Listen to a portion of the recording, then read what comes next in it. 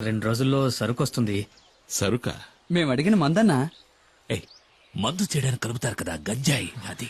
దాన్ని అడవి దాటించాలంటే నువ్వే మనసు పెట్టాలి. అయ్యో, నేను ఇప్పుడే వేరే పని ఒప్పుకునొచ్చానే. అన్నా ఈ ఒక్కరోజే కదన్నా, పని అయిందంటే మన మనీ కూడా లైఫ్ లో సెటిల్ అవుతాడు. అన్నా ప్లీజ్. కుమార్, నేను నీకోసం ఇంటికి వెళ్ళి వస్తున్నాను. చిన్న సమస్య వచ్చింది. చింతపల్లి అడవిలో ఫారెస్ట్ వాళ్ళకి పెద్ద పులి అవశేషాలు దొరికాయంట. మొదటి విచారణలోనే దాని మనుషులే చంపారని వాళ్ళకి తెలిసిపోయిందంట. ఇప్పుడు సమస్య అది కాదు. విచారణ కొనసాగించడానికి పులియూరికి కొత్త రేంజర్ వచ్చారు, పాత ఆర్కే.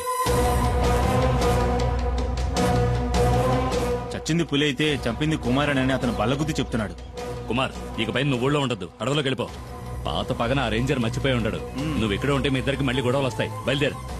అయ్యో, మరి మేమడిగింది ఆ తర్వాత చూసుకుందాం. నువ్వు ఇంకేమో ఆలోచించుకో, బయలుదేరు. వెళ్ళమంటున్నానుగా. రా.